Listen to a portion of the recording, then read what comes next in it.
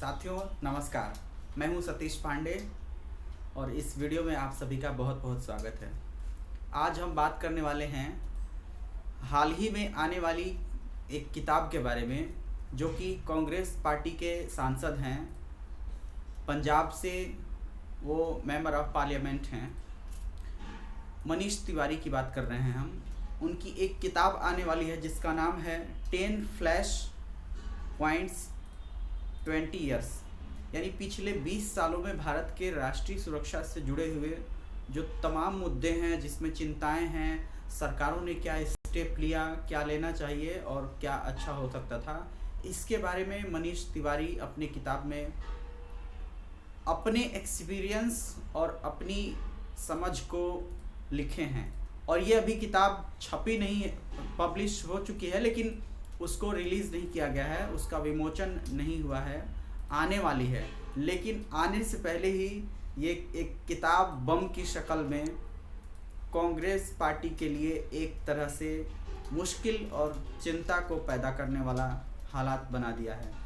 हम बात कर रहे हैं उनकी किताब में दो बातें बहुत ही ख़ास तौर पे कही गई हैं, जिसमें एक तो है कि जो मौजूदा सरकार की आलोचना करने वाली बात लिखी गई है, और वो है 2017-18 में चीन के साथ डोकलाम विवाद के बारे में।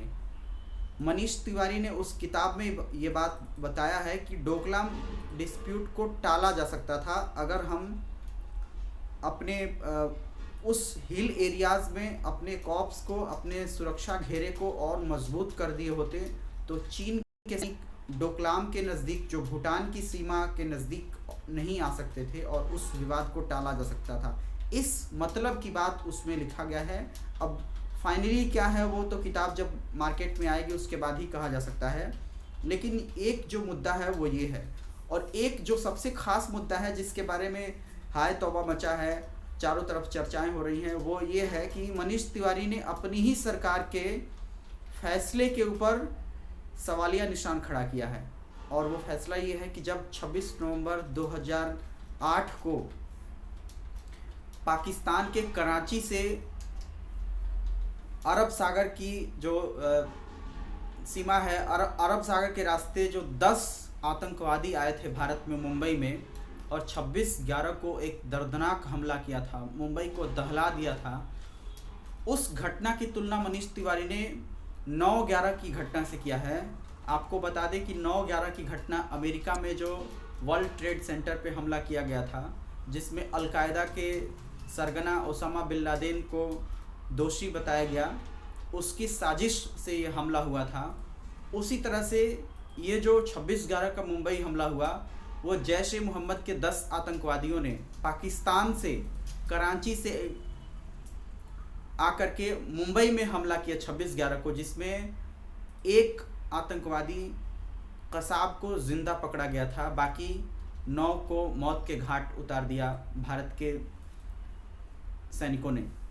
इसमें जो भारत सरकार की कार्रवाई थी, उस कार्रवाई पे सवालिया निशान खड़ा किया है मनीष तिवारी ने, और वो ये कहना चाह रहे हैं, ये बताए हैं कि उस समय जो भारत सरकार ने संयम दिखाया था, वो संयम दरअसल एक तरह से उसको कहा गया है कि ये संयम दिखाना ताकत की निशानी नहीं है। इसका मतलब माना जा रहा है कि वो सरकार के कमज़ोर डिसीजन मेकिंग के बारे में ये सवाल खड़ा किया गया है। अब इससे पूरी कांग्रेस पार्टी एक तरह से बैकफुट पर आती हुई दिख रही है, और भारतीय जनता पार्टी को एक मौका मिल गया है एक तरह से कहने का कि जो राष्ट्रीय सुरक्षा के मुद्दे थे उन पर भी कांग्रेस पार्टी समझौता करने को तैयार हो गई थी अपनी सरकार बचाने के लिए। हालांकि हम आपको याद दिला दें कि 26 नवंबर 2008 की घटना के बाद जब देश में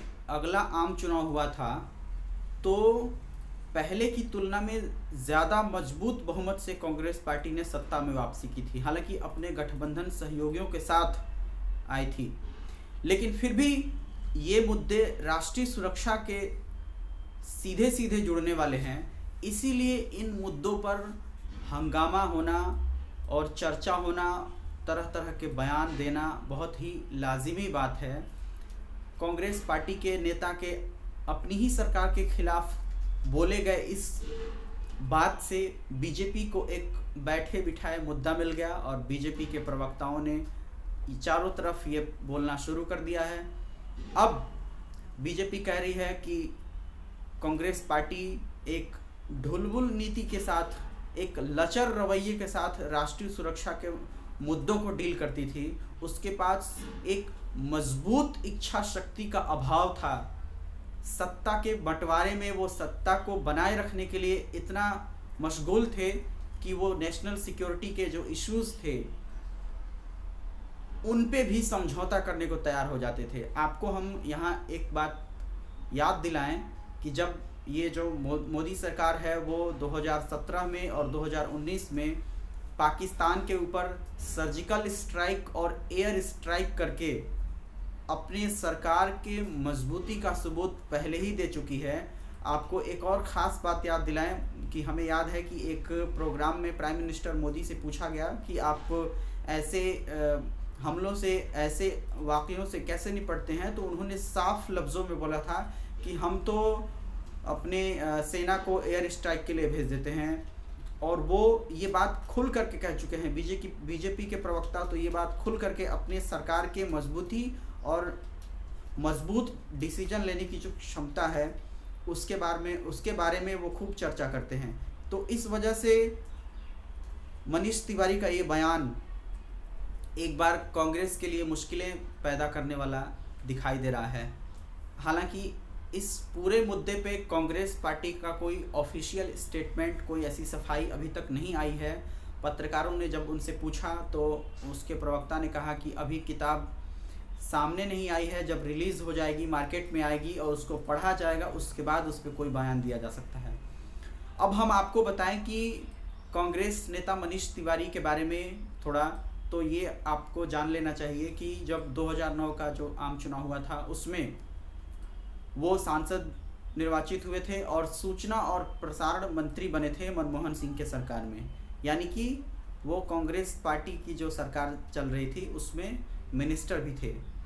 इसी के साथ साथ हम बताएं कि हाल ही में जब कांग्रेस ने कन्हैया कुमार को पार्टी ज्वाइन कराया तो उस पर भी सवाल खड़ा किए थे। इसके अलावा नवजोत सिंह सिद्धू से जुड़े जो तमाम मुद्दे आए हैं सामने चर्चा में, उस पर भी मनीष तिवारी ने अपनी प्रतिक्रिया दी थी। यानी कहीं ना कहीं वो कांग्रेस पार्टी के हाई कमान से उनके अपने जो विचार हैं वो मिल नहीं पा रहे हैं। अब इसकी वजह जो भी हो, इसके बारे में कोई ठोस बात नहीं कह सकता है, लेकिन माना जा रहा है कि वो लोकसभा में कांग्रेस पार्टी के नेता की जिम्मेदारी चाहते थे या फिर वो कोई बड़ी जिम्मेदारी चाहते थे पंजाब कांग्रेस में।